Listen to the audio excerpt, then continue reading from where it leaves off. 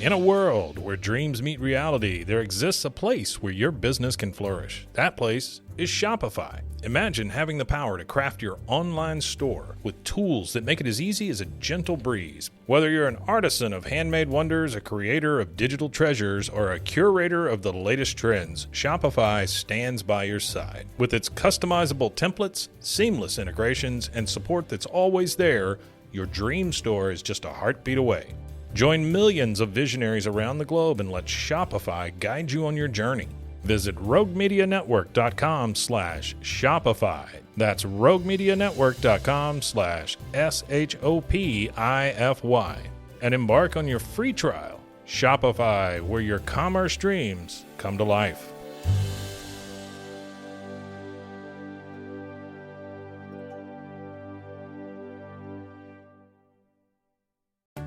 Most bankers aren't ready to help you until after their third cup of coffee. But with Central National Bank's after-hours service, you don't have to wait for the bank lobby to open to get help. You can contact us from 6 to 8:30 in the morning or from 5 to 10 in the evening, and we'll connect you to a real, live, local person who can answer questions and fix problems 7 days a week. Bank different. Bank Central. Central National Bank. Member FDIC. Caroline, you should tell them about the newest thing that Bloody Happy Hour is doing. A Patreon. It's a Patreon. What is that? That means you're basically like a VIP member, and there's 2 different levels that you can, subscribe to, and you get some perks. You maybe get like merch a little earlier. You get exclusive merch. You could get first dibs on signing up for a live show. You get episodes with no commercials. You get our video because our video is no longer available on YouTube. It is only on Patreon. And the most important to me is you get videos of our live shows. So if you are far away and you couldn't make our last live show, it will be on the website. We're going to record this future live show. It's going to be on Patreon, but also bonus episodes each month. You guys tell us all the time you want more episodes. This is a way for you to get more episodes. So you're going to get our basic Tuesday, Thursdays that we always put out, right? But if you're on a Patreon, you're VIP, you're going to get more. I can't wait to talk about in detail some more stories because I always have a lot of details I want to go to. I can law-splain. I might read a book. They just unsubscribed. This is also going to be the exclusive place that Dirty Chat is going to go to. So if that is breaking some of your hearts, just go ahead and subscribe now. In order to hear the full content, it's going to be Patreon. Where do they go again? Patreon.com/BloodyHappyHour. Don't forget to stay aware, stay alive, and always be DT.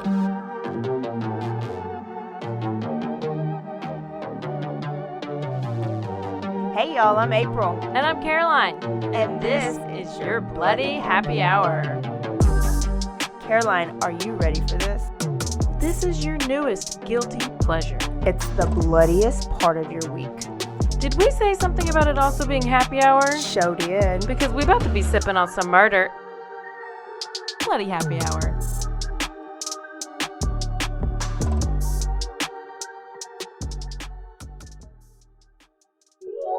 This is a Rogue Media Network podcast. Hey y'all, this is April. And this is Caroline.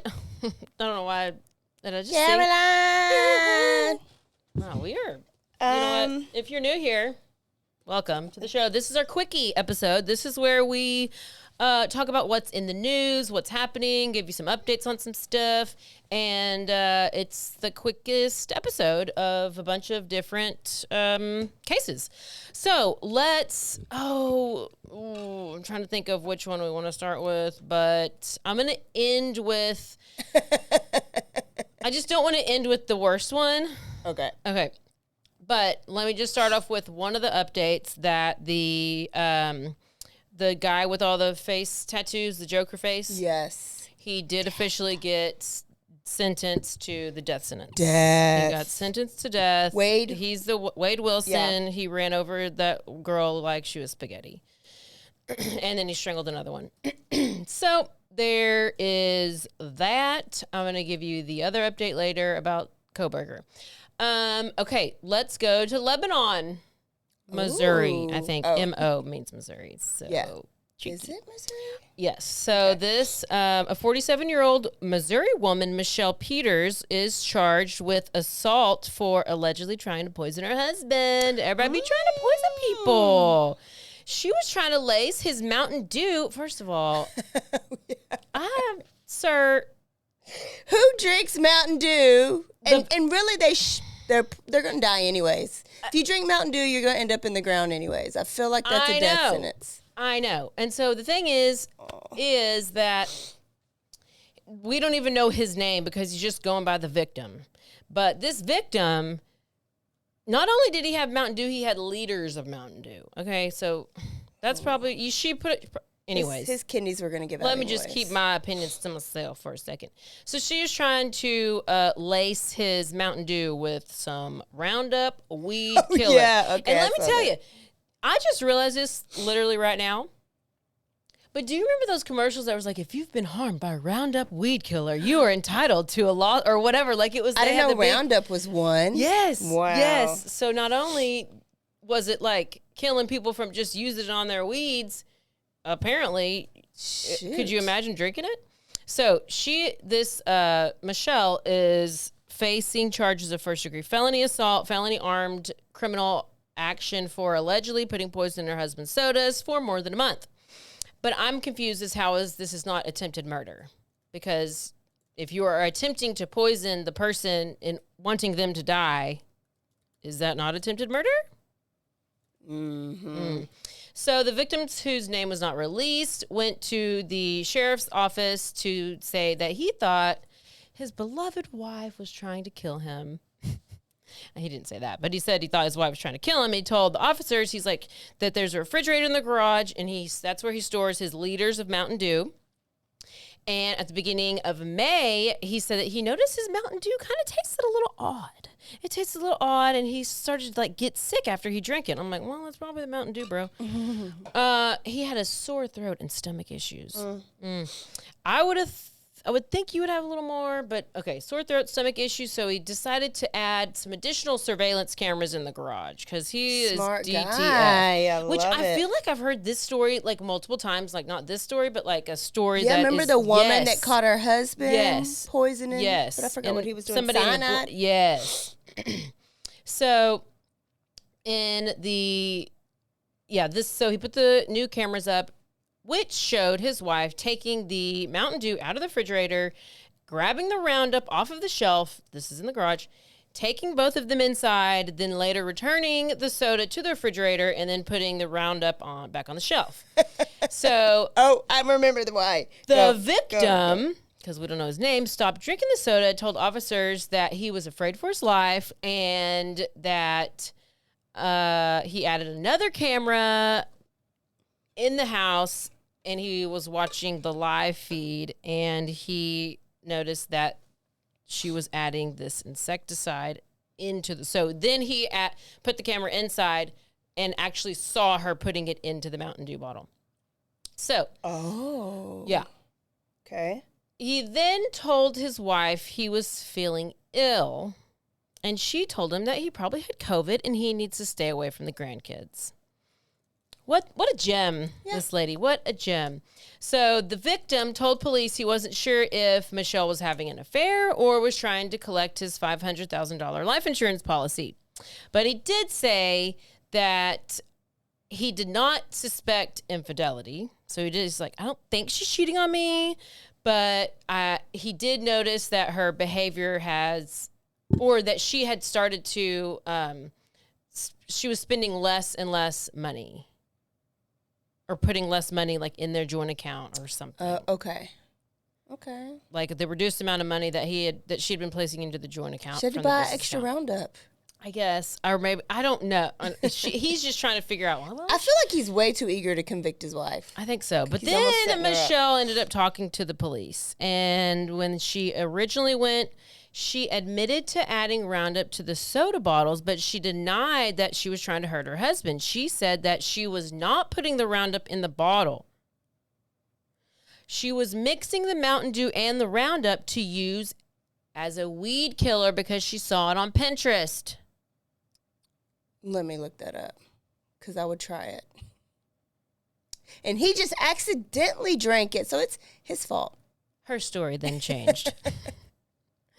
Her story changed, and she eventually admitted to putting the insecticide into her husband's Mountain Dew bottle once because she had thrown him a 50th birthday party, and he was not appreciative. Okay? And she said she believed that the chemical in the basement was Roundup when she put it in the Mountain Dew bottle and did so to be mean. What? So first she said it was because he was not appreciative, but then she said she did it just because she wanted to be mean. So, bitch better be in jail and stay there. If convicted, she faces up to 15 years in prison for each charge. And, wow. You know what? Sometimes you just get fed up and you feel unappreciated and you resent your husband because he drinks Mountain Dew. You know, she probably should have told the truth and been like, listen, my husband's soy boy and he drinks Mountain Dew. And his wee-wee probably doesn't work anymore because of it. Exactly. And that's why he's a soy boy, because when you drink soy and you are just like a, not a man, you're just like a soy boy. Then she probably's like, ugh. But once again, if you are not satisfied with your spouse that so badly, that you want to get rid of them so badly, you should probably just divorce them. That is the just best don't way. try to kill Not them. only you have somewhere for your kids to go on your off weekends. Now, not You go only live are your you best going to life. obviously get divorced, but you might even go to prison. So just get divorced. I don't understand. I understand that it's like oh, people are going to say I got divorced. Okay. Well, at least they're going to say you got divorced and you're not a murderer. I would rather be a divorcee than a murderer. Okay? Right. So, I'm going to do the really bad one, and then I'm going to do something. Okay, we're just going to go to the bad one. Okay, this is going to piss you off. But we're going to Utah. Is this the one? Oh, wait a second. No, this isn't the one. Okay, this is a different one. Okay, Utah, double murder. And this is in Washington, Utah. 28-year-old Mia Bailey was taken into 28-year-old Mia Bailey was taken into custody the morning after a man and a woman were found shot to death in a Washington City home. Okay. Mia was the couple's daughter. Washington City police were alerted to a shooting around 7 p.m. When Mia's brother called police from a neighbor's house saying that he fled his parents' house after hearing gunshots. When the officers arrived to the home, they found two adults, Joseph and Gail Bailey. They had died from gunshot wounds. Police then turned their attention to finding Mia because she's fled. Yeah. She's gone. So officers later they said that they had seen, or somebody had said that they had seen Mia leave or flee the scene in her yellow 2014 Kia Soul, whatever. Sent out notifications to residents all around, warning them, shelter in place. There's this person on the loose. She has a gun. It's alleged that she just shot her parents, killed her parents. And she drives a yellow Kia Soul, so she's going to be spotted immediately. Immediately. Any yellow car. Come on now. So I still want a yellow car. Well, then I don't know what to tell you. Briefly, so overnight they did a search. There was no success. Residents started to look for this yellow car, and then once that was released, police were flooded with information from just random people about sightings, and then one call did actually lead them to her car which she was inside. And that's when they began like negotiation tactics. So on June 18th, Mia surrenders to the police. Okay. She complies with officers. She sets the gun down and she's able to get up, walk over to officers, and then they take her into custody. So it was like, okay, everything was calm. She spoke to police after the arrest. She admitted to shooting and killing her parents, and she said that she had no remorse. She would not change what she did, and she said, "I would do it again. I hate them." Oh, what happened? What's she mad at? They didn't get her another. But wait, car. there's She more. hated her The car. theme of today is, but wait, there's more. Okay, so but wait, there's more. Okay. She also admitted to shooting at her brother. She said after she killed her parents, she went downstairs to a room where her brother and his wife were living or were staying, and they were hiding from her. They had locked themselves inside this room. She said she fired once through the door. She didn't care if she hit anyone, but she didn't hit anyone. And she said her brother was not the main target. I guess she didn't like the wife. But she would not have been sad if the gunshot killed him. Wow, she hates everybody. She said she had a falling out with her parents and her brother, and she did not at this time have permission to enter the house. But she just went over there. The door was unlocked. She went inside, and she basically immediately began shooting at her mom. So she just was mad at him. She didn't like him. She was booked on suspicion of 2 counts of aggravated murder, 1 count of attempted aggravated murder, aggravated burglary, and several counts of felony discharge of a firearm. So she basically hated her parents and wanted to kill them. I mean, She don't move it. Wait, how old was she again? 28. 28. Yeah. What? I mean, That's she all. should have been out a long ass time ago. Uh-huh. All you had to do is get your own place and not talk to him again. No, she didn't. She hated him. They were probably the best parents ever. Probably so. I know. And then the kids who have the most abusive parents that starve them and like tie them down, they still love their parents. Yeah, because the good It's one, it's always the good ones that die. Yeah. Like the bad ones always like Yeah, it's a Bible verse about it. Yeah. The good die. It's basically the good die young. the good die young. Yes, exactly. I guess we're bad then because we ain't dead yet. So Well, they're giving us a chance to make our life right, so when we do die, we go to heaven. But it seems so unfair, right? Like, Yes, all these yes. murderers we talk about, they'll live till 89 years old. You just did the remember the producer, yeah, the Phil Spector. Yes, Spectre. He lived for damn near forever. Yeah. Damn near forever. He still didn't get his life right. Mm-mm. This one is another the good die young. This is the worst one, and I'm not ending with this. Okay. But this is the worst one. Is there another Amish couple that had their buggy stolen? You're going to end with that one? I'm just... I wish. It would have been a good way to I end. might end with that one. Okay, this is like yesterday happened. So this is about okay. Billie Jean Jackson was driving past a creek near 400 West Rankin Road, and she sees what she thinks is a mannequin. We all know. Why? We all know it's not a mannequin. Like, even if I think it's a mannequin at first, like, at I'm what not point going do to you say say it. that? I know, I'm not going to say it. I know. I'm like, is that it? Because we will think it's a mannequin. Yeah, because I think like if you, I don't even know what I would do if I saw a dead body. Think it's a mannequin? I would. So she got a little better look and she was like, oh, not a mannequin, calls 911. So Sunday night, June 16th, Alexis, okay, I'm going to say this. How do you say this? Nungaray. Nungaray. Sure. Nungaray. Alexis reminded her daughter, Jocelyn, not to stay up too late because she was going to go to work with her mom the next day. And she goes and she tells her goodnight. And she's like, okay, just remember, I'm going to bed. Don't go to bed too late. You have to come to work with me at the crack of dawn. So Mama goes to bed at 10 o'clock.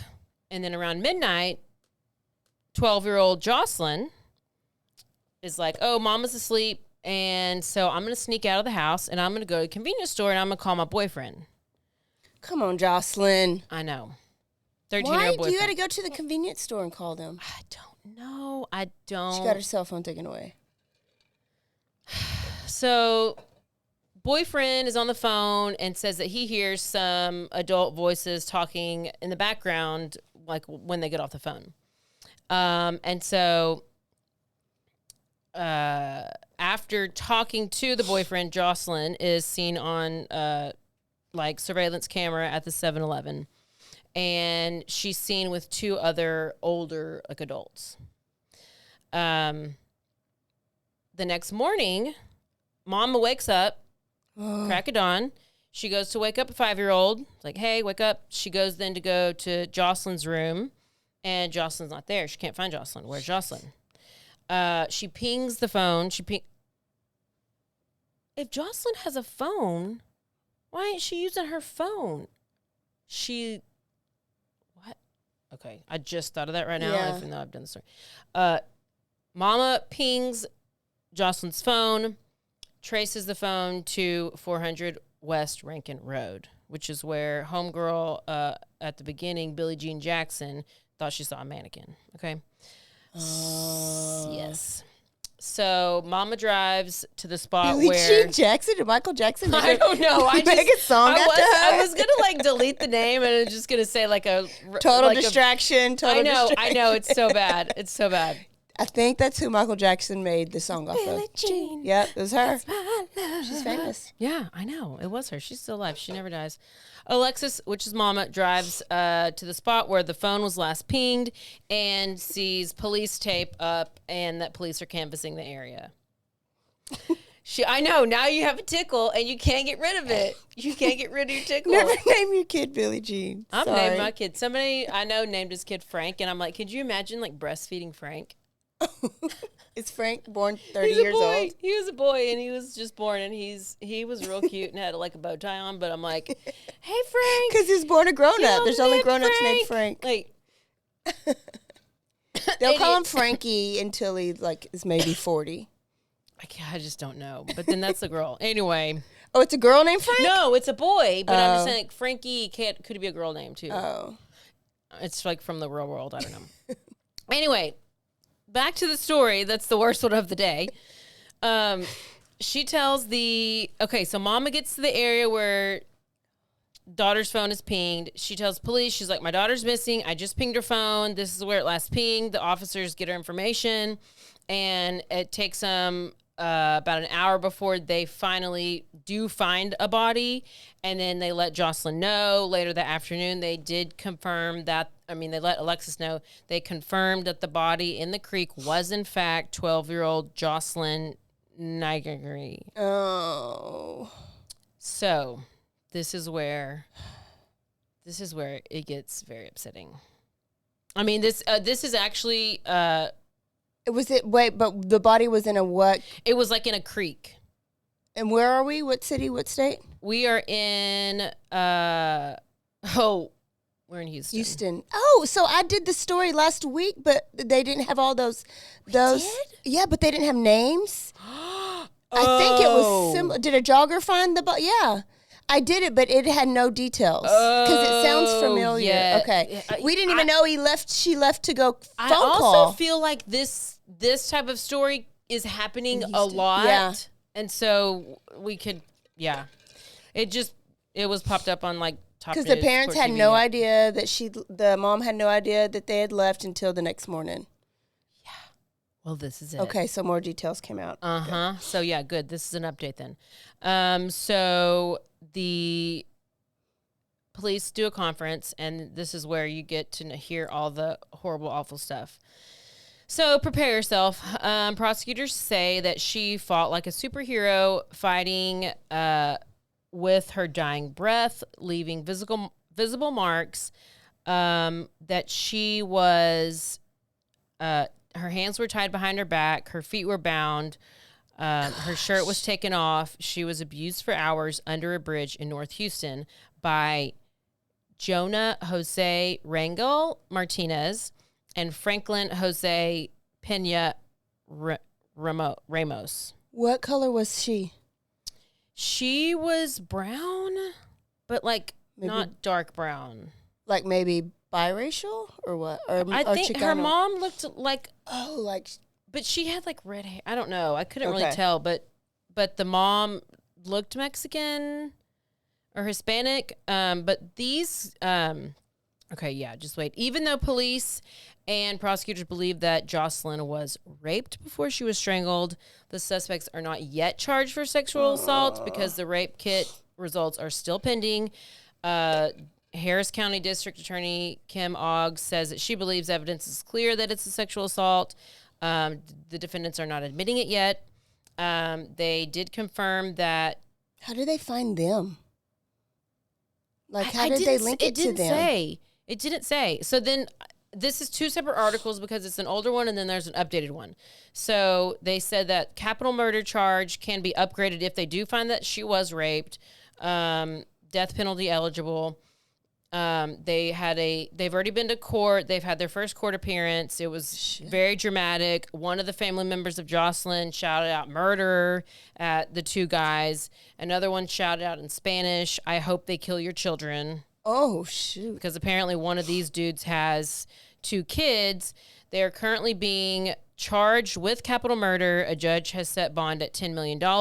But wait, there's more. Hog tie? Like, why do all that?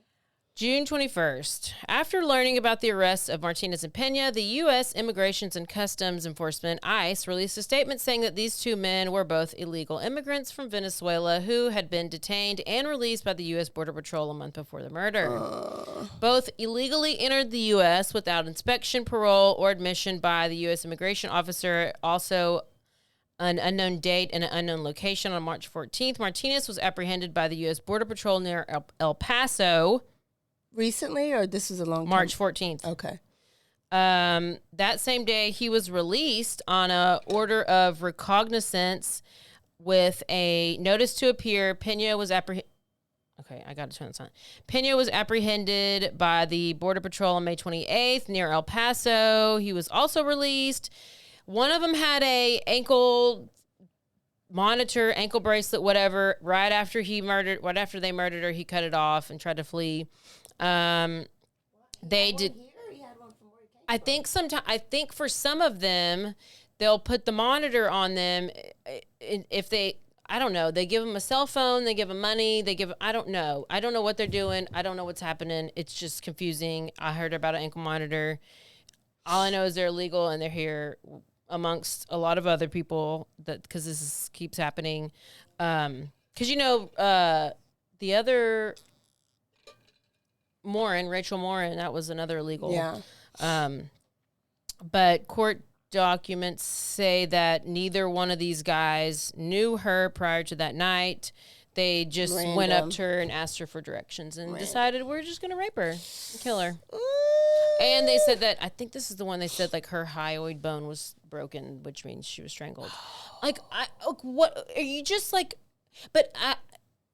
if they were both Venezuelan, it's what I have heard is that they know they can come in. And so the prisons in like Venezuela or Haiti, wherever, are just releasing the prisoners and being like, okay, go to the U.S. Just get out of prison. Because they don't want them in their prisons. I don't know. And they know they can come here. I don't know. It's just that's. I mean, this. Oh, that poor baby girl. I know. I don't understand why she still left the house. Well, I don't either. Last week when we were like, why did she leave? Because that's when you brought up the Aiden Fauci. Mm-hmm. You were like, well, he just left, and it was like a classmate that she met up with. It was random. And so I was like, well, maybe she was like talking to somebody on Instagram and she was meeting like a whole traffic type rape. And then, but it just ended up being just a random thing. Random.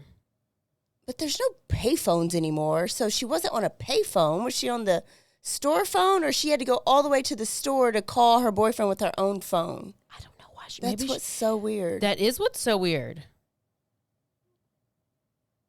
Okay.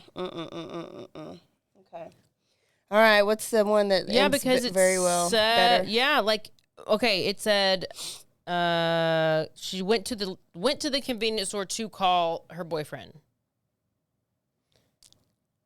Maybe she wanted like M&Ms. I don't know. Maybe that's not why she went there. Maybe she went there just to go somewhere, and then on the way she's like talking to him on the phone. Gosh, who knows? Who knows? But that's all that I have from the article. Okay, so as you know, I've been in trial for a couple months. I've been in trial. Okay, so this trial that I've been listening to and watching is out of Massachusetts, Boston. It's out of Boston, right? Boston area. Particularly Canton, Massachusetts. Canton, Mass. Massachusetts. And so that's where this the trial that I'm in currently is happening. The police one. Yes. Okay. Karen Reed. Okay, so there is also this related case that happened a few years ago that is originally and the Boston cop murder case is a case of allegedly a lot of police misconduct and a lot of shady and a lot of cover up. That's what a lot of people are thinking. It's very split. Do you whatever. still think Yes. that listening to the whole trial Yes. that still police is Yes. not Karen? Yes. I feel like you can never trust a Karen. So I agree. And I feel like she is crazy. Yeah. Like she is like a lot, but a lot of those people in that community are bat shit. They are crazy. So she's just a So product she's of just her part of it, environment. even though she's an outsider because she's from a place that's like 40 minutes away called Okay. Dedham. Okay. Dedham. So is it done? Is the trial done? We are on verdict. We are on verdict watch. This is day 3. I'm not happy. So Hung. this is where we go back to Dedham. Okay, there's Sandra Birchmore. This is a girl. She has died, and it's originally considered a suicide, but now they're like, no, it's a homicide. Okay. A forensic pathologist released a new report indicating that this woman, Sandra, was murdered. She did not commit suicide. She was 23. Her body was found inside her apartment in Canton, Massachusetts. Canton is the same place where these officers at the trial, Karen Reed trial, it's the Canton Police Department. Even though half of them were recused because it was too close, like there's still some of the same players. Okay. Yeah. So it's almost like this case right now, the Karen Reed case, is almost going to make this Sandra Birchmore case A bigger case. yes. It's like case. all the Murdaugh shit, crookedness Yes. unraveling like all at the same time. Yes. So February 4th, 2021 is whenever she was found. Her body was found. After her death, Birchmore's family filed a lawsuit against 3 police officers. The city of Stoughton, Massachusetts. So this is not too far away, but they were Stoughton police officers. They said that they sexually abused her and that it was alleged that she took her own life, that she committed suicide. But this new report that came out said that, so this guy who did this report has been involved in high-profile cases, including O.J. Simpson, Jeffrey Epstein, Phil Spector, who we just talked about. And he says that evidence points to Birchmore being murdered rather than taking her own life. So the family has now done a wrongful death lawsuit. And they're like, no, it's not alleged suicide. We think that these 3 police officers groomed her for several years, engaged in illegal sexual activity with her. None of the officers have been charged, but all 3 have left the department. According to the lawsuit, Matthew and William Farwell, twin brothers, as well as Robert Devine, all had sexual relationships with Birchmore and had been repeated contacts with her while on duty. Like, so were with her while they're on duty. Birchmore was 13 when she joined the Stoughton Police Department Explorers Program. I don't know what this is. It was headed by this Devine guy. The Farwell brothers, the twin brothers, worked as officers and educators in the program. Apparently, according to the lawsuit, Matthew's sexual relationship began with Birchmore when she was 15 years old. Yeah, not the age of consent. Mm-mm. The lawsuit alleges that 4 days before her body was found, Matthew, and I saw this video surveillance, was seen on surveillance video at her home. He was the last one. So she goes into her apartment. She goes in the elevator. You see her go up. You see police officer guy go into the elevator, go up. And then the next thing is him coming out. And that he's the last person that saw her. That's it. But she apparently hung herself. Yeah. Hung herself? Yeah. So Is that even how women die? No, they don't. Usually? I don't think so. So he was the last one to see her alive. But wait, there's more. When Sandra died, are you ready for this? Yes. She was 3 months pregnant. Oh. By one of the The lawsuit popos. alleges that the child was fathered by one of the 3 officers. But Baden, the forensic guy who's doing this report, says that while the state medical examiner found that Birchmore was pregnant when she died, the office apparently did not send fetal tissue for DNA analysis to determine who the father was. In his report, this Baden guy also pointed, this is where the fractured hyoid bone was. This is not from the, pointed out a fractured hyoid bone as evidence that Birchmore was strangled and did not hang herself. So I mentioned that in the earlier case. But anyway, her pregnancy is one reason why those who know her insist she did not take her own life. One of this Melissa Berry lady, she created the Justice for Sandra Birchmore Facebook page, and she said that Sandra was so excited to be a mother that those men took advantage of her, and she said it was just heartbreaking to see all that was done to her. So while these officers who worked at the Stoughton Police Department, Birchmore's body was found in her apartment in Canton. Okay, so I don't know why these other police officers are. Anyway, the lawsuit is filed in Dedham. So it's like they're Stoughton officers. The girl lives in Canton, but the lawsuit's in Dedham. Okay.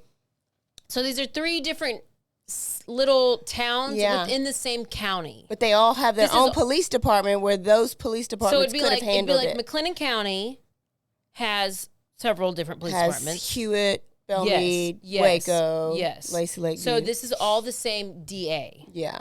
Norfolk DA. Yeah. So this is where it's like, okay. So he was like, let me get my friend over here to handle this, and this friend over here and handle. He wanted his boys to handle it. And it also comes down to this corrupt and shady DA.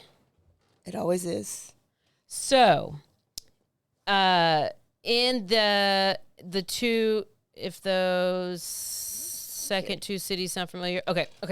So, as I'm saying, her apartment's in Canton, the lawsuit's filed in Dedham, and then this article goes on to say, like, if the 2 cities sound familiar, it should be, because this is where Karen Reed's case is taking center stage. And what did Cat Williams tell us? 2025, they coming out. Everything. Oh, my goodness. So now advocates are hoping they can capitalize the attention from Reed's case, and now they can get to shine a light on the Sandra's case. And there's a lot of common players in the story, a lot of parallels, particularly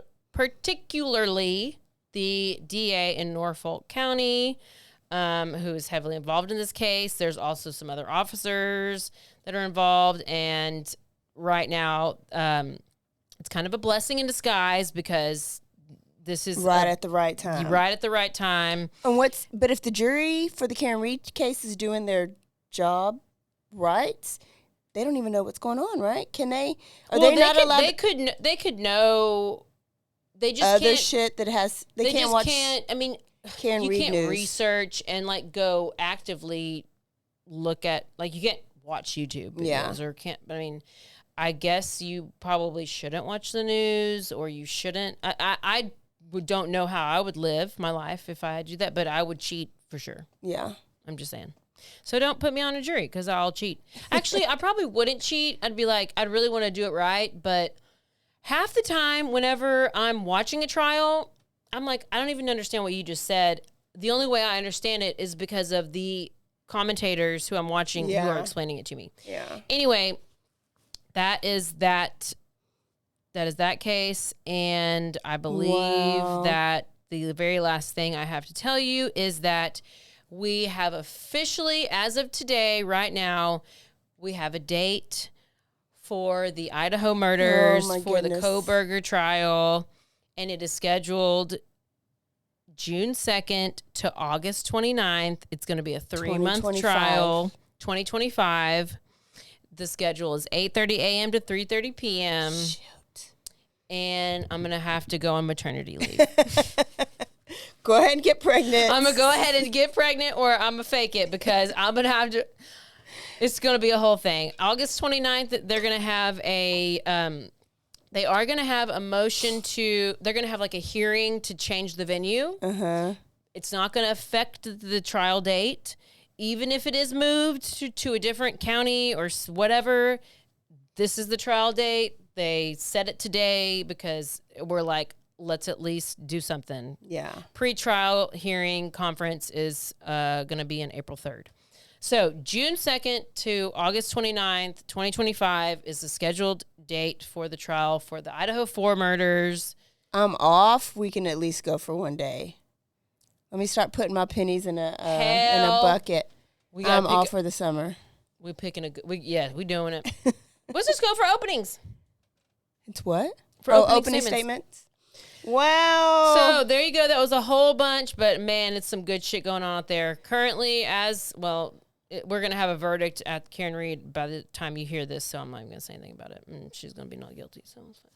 So, right about the time when Riley Park? No, that's a kid. No, you're right. Riley? The Tennessee? Yeah. Riley Strain. Riley Strain. I was going to say Riley Gaines, but she's the swimmer. Okay. When Riley Strain went missing here in Texas, we talked about it. The Texas A&M Corpus Christi students. Yes. Went missing, and it was right around the same time. And remember, we talked about like how does one blow up more than the other?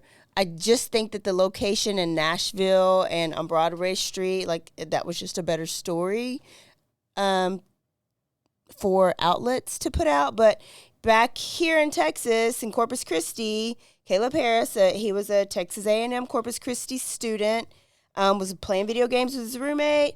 There's doorbell footage that he was walking his puppy shortly after midnight. He Ubered some food, ordered some Uber Eats, and it was delivered like at 2:20. He sent out some like Snapchats of him walking his puppy, and his Uber Eats order was never picked up. Like it was still on the front porch. He was just reported missing at like 11 a.m. the next morning. This was on March 4th, 2024. His cell phone was missing. His wallet and keys were all in the apartment. And the investigation was ongoing and active. There was a number of suspects that were ruled out, including the Uber Eats drivers, including his roommates, including his friends he was last texting. Well, a body was found near the area where his apartment was and where he was last known to be, in a well where they had to get like a hazmat team and pump out like what was in the well. But this is an area that was searched multiple times. But how do you even, I need to know how they found that out, because so did somebody call? They had the dogs, can the dogs like sniff in there? Well, I was thinking that it had to wait until it really, really smelled for it to be known. Let me just tell you. It's down at the bottom of a well. Let me just tell you. I go sit outside of my she shed. It's not a shed. It's really not, but I consider it my she shed. And I have randomly flies come and attack. And sometimes there's like 4. And I'm like, why? I have no food out there. I like have a drink, but I don't understand why they're coming and attacking. So I went and bought this thing. It's like a jar thing, and you hang it from your tree or whatever. Yeah. it attracts the flies. But then it has a little opening on the top. The flies go in. They end up dying inside. Yeah. You Filled have up that so shit. quick. You have that shit hanging for a couple of weeks. You think you walking past a decomposing body. Yeah. So I officially know what a dead body smells like. Because it smells that like bad? a bunch of dead flies hanging in your tree. And it is a very distinct, disgusting. It's not like, because I always am like, what do they mean they smell like the certain smell? There is a certain smell. And I know it's just flies. Yeah. But I feel like That's part of what the smell is. yes.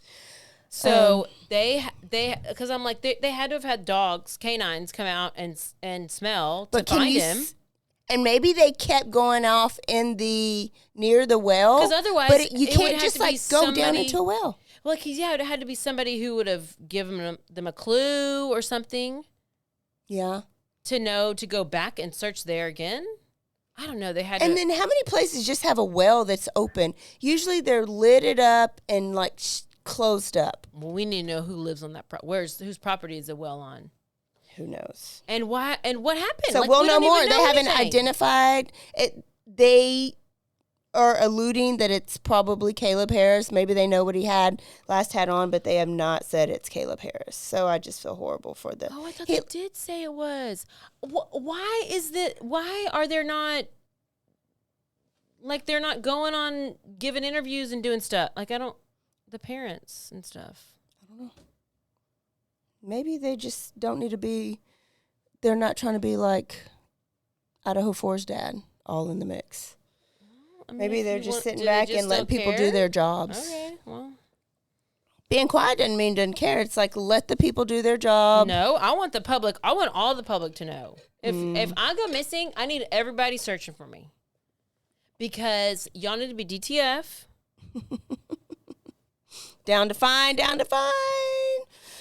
Okay, well, we will see y'all Thursday for a new episode, and we are going to South Carolina. Oh, goody. Yep. You're going to Low Country?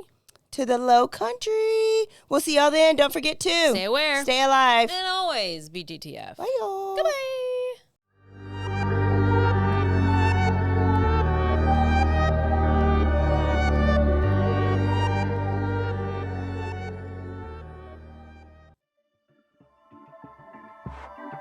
This has been a Rogue Media Network production.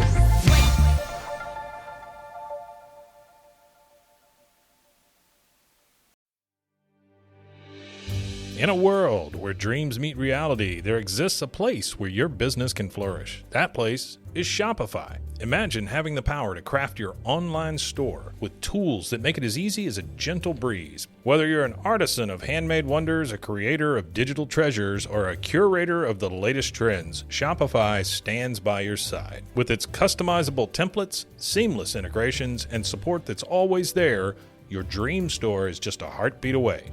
Join millions of visionaries around the globe and let Shopify guide you on your journey. Visit roguemedianetwork.com/Shopify. That's roguemedianetwork.com/SHOPIFY.